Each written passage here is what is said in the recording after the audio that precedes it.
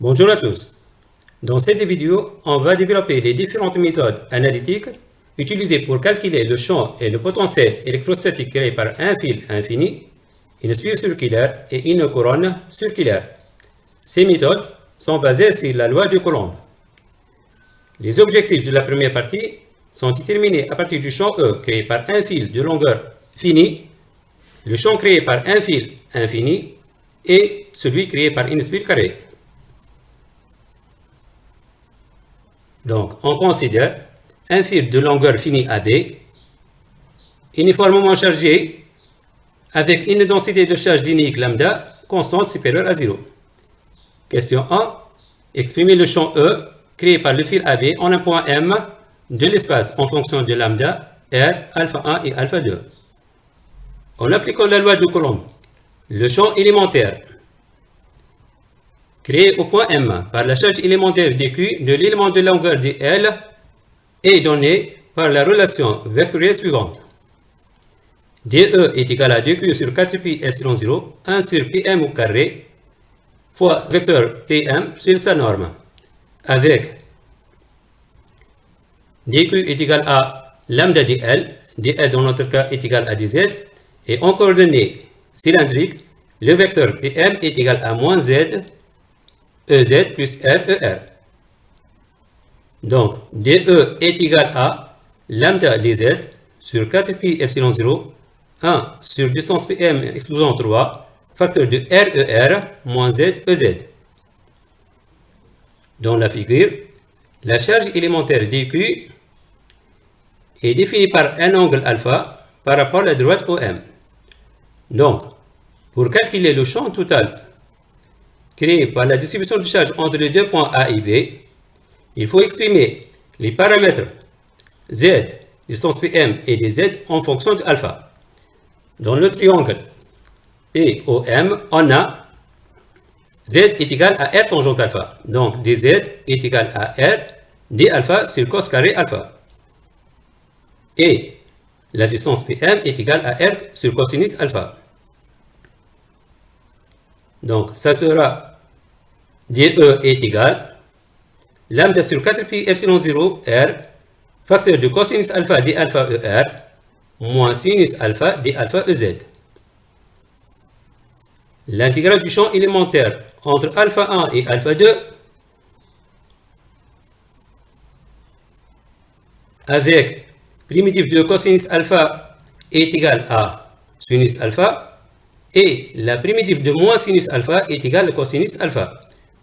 Donc le champ E créé par un fil de longueur finie est défini par deux composantes. La première composante est parallèle à la droite OM, alors que la deuxième est parallèle à la droite OZ. Avec une distribution linéaire de charge, on va calculer maintenant le champ créé par une sphère circulaire. Donc, on considère une sphère circulaire de centre O et de rayon R. Elle est chargée avec une densité de charge linéaire lambda. Déterminer l'expression du champ électrostatique créé par cette sphère en un point M de son axe OZ dans les deux cas suivants. Question 1. La densité de charge linéaire lambda est constante. Lambda est égal à lambda 0. Question 2. La densité de charge linéaire lambda est égale à lambda 0 cosinus phi. Donc, dans le cas où lambda est constante, et à partir des considérations de symétrie, nous remarquons que tous les plans passant par M et contenant l'axe OZ sont du plan de symétrie pair. Donc le champ E est porté par EZ. Les variables du champ E. Toute rotation autour de l'axe OZ laisse la distribution de charge invariante. Donc le champ E dépend uniquement de Z et porté par EZ. L'expression du champ E. En appliquant la loi de Coulomb, le champ élémentaire créé par la charge élémentaire dQ est donné par l'équation suivante. Et la construction géométrique des champs élémentaires créés par deux charges élémentaires sont symétriques par rapport à l'origine montre que la somme des composantes parallèle à l'axe OZ, la somme des composantes parallèles à l'axe OZ est égale à EZ, alors que la somme algébrique des composantes perpendiculaires à l'axe OZ est égale à 0.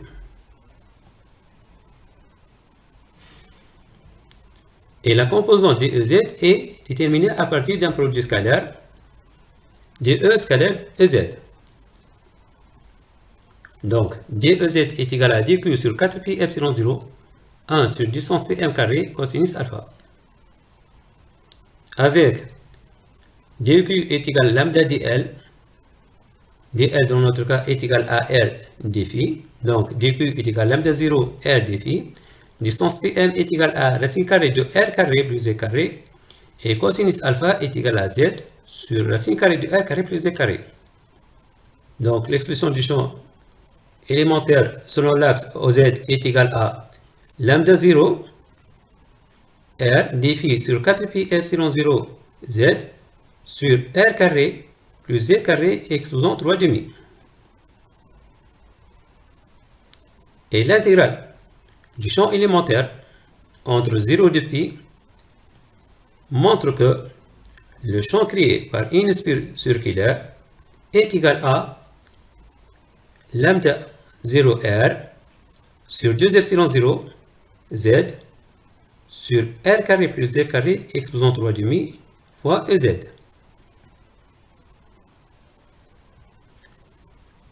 Deuxième cas, lambda est égal à lambda 0 cosinus phi. Dans ce cas, lorsque phi est compris entre moins pi sur 2, pi sur 2, dans ce cas, lambda est supérieur à 0. Mais lambda inférieur à 0 signifie entre pi sur 2 et 3 pi sur 2.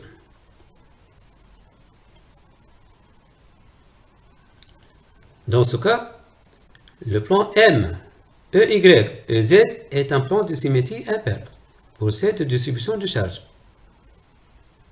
Donc le champ E dans ce cas porté par le vecteur EX. Avec, dans le cas où la distribution est définie par un plan de symétrie impair, donc le champ E est porté par sa normale. La construction géométrique des champs élémentaires par deux charges élémentaires symétriques par rapport à l'origine montre que la somme des composantes, la somme algébrique des composantes parallèles à l'axe OX est égale à EX, alors que la somme algébrique des composantes perpendiculaires à l'axe OX est égale à 0. Et le champ élémentaire total DE créé au point M est donné par la relation suivante. Donc, DE est égal à DE plus DE moins. Avec le champ élémentaire créé par la charge dQ plus est égal à dQ plus sur 4pi epsilon 0 1 sur distance Pm exposant 3 facteur de vecteur PO plus OM. Et DE moins est égal à dQ moins sur 4pi epsilon 0 1 sur P'M exposant 3 facteur de vecteur P'O plus OM. Dans ce cas, la charge dQ moins est égale moins dQ plus. Donc, le champ total est égal à dQ plus sur 2pi epsilon 0, 1 sur distance Pm exposant 3 multiplié par le vecteur PO. Avec dQ plus est égal à R, lambda 0 cosinus phi dφ, distance Pm est égal à racine carrée de R carré plus Z carré, et le vecteur PO est égal à moins R EX.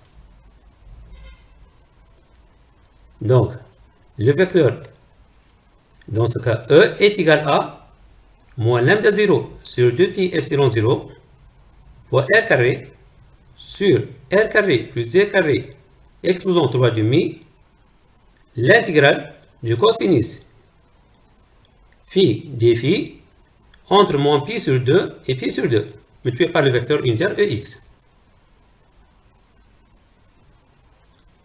E est égal à moins lambda 0 sur pi epsilon 0 r carré sur r carré plus z carré exposant 3 demi fois EX. Donc c'est l'expression d'un champ E créé par une spire circulaire dans le cas où lambda est égal à lambda 0 cosinus phi. Donc le champ est porté par EX et toujours le champ E dépend uniquement de Z. On considère maintenant une répartition surfacique de densité de charge sigma constante et positive entre deux cercles, l'un du rayon A et l'autre du rayon B, tel que B est supérieur à A et d'axe commun au Z. Les objectifs principaux de cette partie sont déterminés à partir du champ E d'une couronne circulaire, le champ créé par un disque, champ créé par une spire circulaire et aussi le champ créé par un plan infini. Question 1. À partir des considérations de symétrie et d'invariance, déterminer la direction et les variables du champ E créé par cette distribution en un point M de l'axe OZ. Dans notre cas, la distribution de charge est uniforme entre les deux cercles. Donc, tous les plans passant par M et contenant l'axe OZ sont des plans symétriques pairs. Par conséquent, le champ E est porté par l'axe OZ. Les variables de E, toute rotation autour de l'axe OZ, d'un angle phi et de rayon R, laisse la distribution de charge invariante. Donc, le champ E, dans ce cas, ne dépend ni de phi ni de R et dépend uniquement de Z. Donnez l'expression du champ E en un point M de l'axe OZ par un calcul direct. D'après la loi de Coulomb, le champ élémentaire DE, créé par la charge élémentaire dQ de l'élément de surface ds, est donné par la relation vectorielle suivante. DE est égal à dQ sur 4pi epsilon 0, 1 sur Pm au carré, multiplié par Pm sur sa norme. Puisque le champ E créé par cette couronne circulaire est porté par l'axe OZ, donc la composante du champ élémentaire DEZ est déterminée à partir d'un produit scalaire DE scalaire EZ. Donc, DEZ est égal à dQ sur 4pi epsilon 0 fois 1 sur Pm au carré, distance Pm au carré, fois cosinus alpha. Avec dQ est égal à sigma ds, distance Pm est égal à racine carrée de R carré plus Z carré, et cosinus alpha est égal à Z sur racine carrée de R carré plus Z carré. En coordonnées polaires, la surface élémentaire de S est égale à R dr dφ. Donc la nouvelle expression de DEZ est égale à sigma Z sur 4pi epsilon 0 R dr dφ sur R carré plus Z carré exposant 3 demi. L'intégrale double du champ élémentaire sur l'angle alpha et rayon R, puis entre 0,2pi et rayon R entre A et B, avec la primitive de R sur R carré plus Z carré exposant 3 demi est égale à moins 1 sur racine carrée de R carré plus Z carré. Donc, le champ créé par une couronne circulaire est égal à sigma Z sur 2 epsilon 0 facteur de 1 sur racine carrée de A carré plus Z carré moins 1 sur racine carrée de B carré plus Z carré EZ. Donc, on va calculer maintenant le potentiel électrostatique créé par cette distribution de charge en un point M de l'axe OZ par deux méthodes différentes. Question 3. Déterminer l'expression du potentiel Vm. Méthode directe. Le potentiel élémentaire créé par la charge élémentaire dQ au point M est donné par cette équation. dV est égal à dQ sur 4pi epsilon 0 fois 1 sur distance Pm. En remplaçant dQ par sigma R dr dφ, donc dV est égal à sigma sur 4pi epsilon 0 R dr dφ sur racine carrée de R carré plus Z carré, et l'intégrale double du potentiel élémentaire sur l'angle phi et le rayon R, phi entre 0 de pi et R entre A et B, montre que le potentiel créé au point M est égal à sigma sur 2 epsilon 0 facteur de racine carrée de b carré plus d carré moins racine carrée de a carré plus d carré avec la primitive de R sur racine carrée de R carré plus d carré est égale à racine carrée de R carré plus d carré à partir du champ E. E est égal à moins gradient de V. E, grandeur vectorielle, alors que le potentiel est un scalaire. En coordonnées cylindriques, gradient de V est donné par cette équation. Dans notre cas, le champ E est porté par EZ. Donc EZ est égal à moins dV sur dZ. Et le potentiel Vm est égal à l'intégrale de moins EZ dZ en remplaçant EZ par son expression. Donc V de M est égal à sigma sur 2 epsilon, l'intégrale de Z sur racine carrée B carré plus Z carré moins Z sur racine carrée de A carré plus Z carré dZ. V de M est égal à sigma sur 2 epsilon, facteur de racine carrée B carré plus Z carré moins racine carrée de A carré plus Z carré plus une constante. La primitive de Z sur racine carrée B carré plus Z carré est égale à racine carrée B carré plus Z carré. Le potentiel V est nul à l'infini. Donc la constante est égale à 0 et par la suite V de M est égal à sigma sur 2 epsilon, facteur de racine carrée B carré plus Z carré moins racine carrée de A carré plus Z carré. Question 4a. Déduire le champ électrostatique créé par un disque de rayon R uniformément chargé de densité sigma en un point M de son axe.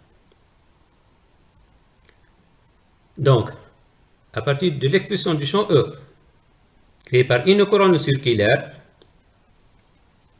lorsque A tend vers 0 et B tend vers R, le champ créé par un disque est égal à sigma Z sur 2 epsilon 0 facteur de 1 sur valeur absolue de Z moins 1 sur racine carrée de R carré plus Z carré. Si Z est supérieur à 0, E est égal à sigma sur 2 epsilon 0 facteur de 1 moins Z sur racine carrée de R carré plus Z carré et est égal à moins sigma sur 2 epsilon 0 facteur de 1 plus Z sur racine carrée de R carré plus Z carré lorsque Z est inférieur à 0. Question 4b. Déduit le champ électrostatique créé par une spire circulaire de centre O et de rayon R chargé avec une densité de charge linéique lambda. Donc, pour déterminer l'expression du champ E créé par une spire circulaire, à partir de l'expression du champ E créé par une couronne circulaire, il faut exprimer d'abord la densité de charge sigma en fonction de lambda.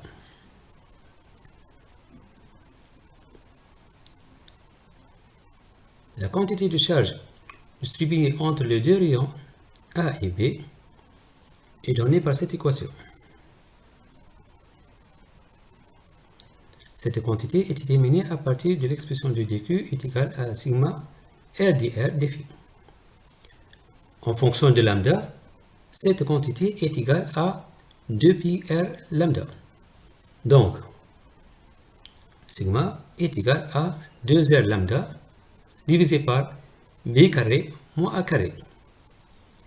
Et à partir de l'expression du champ E créé par une couronne circulaire, le champ créé par une spire circulaire est égal à lambda r z divisé par b carré moins a carré epsilon 0 facteur de 1 sur racine carrée de a carré plus z carré moins 1 sur racine carrée de b carré plus z carré. Une transformation mathématique de 1 sur racine carrée de a carré plus z carré moins 1 sur racine carrée de b carré plus z carré. Donc, réduire au même dénominateur.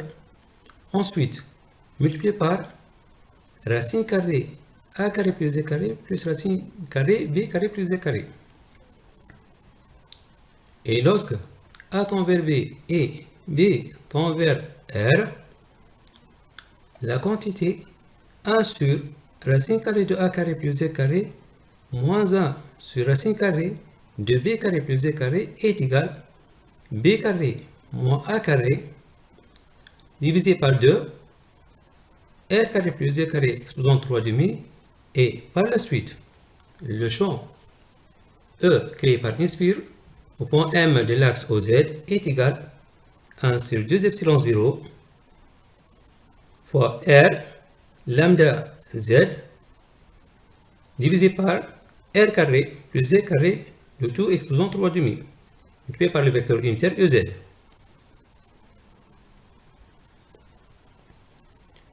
Déduire maintenant le champ électrostatique créé par un plan infini trouvé, uniformément chargé avec la densité de charge sigma, en un point M de son axe. Donc, toujours à partir de l'expression du champ E créé par une couronne circulaire. Donc, dans le cas où le plan infini est trouvé, donc A reste constante alors que B tend vers l'infini. Donc, le champ E dans ce cas est égal à sigma sur 2 epsilon 0 fois Z sur racine carrée de A carré plus Z carré.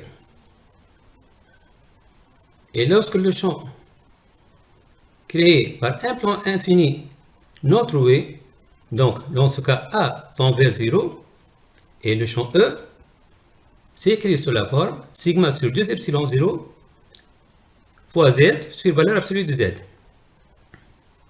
Donc, si Z est supérieur à 0, EM est égal à sigma sur 2 epsilon 0, et lorsque Z est inférieur à 0, donc E de M est égal à moins sigma sur 2 epsilon 0.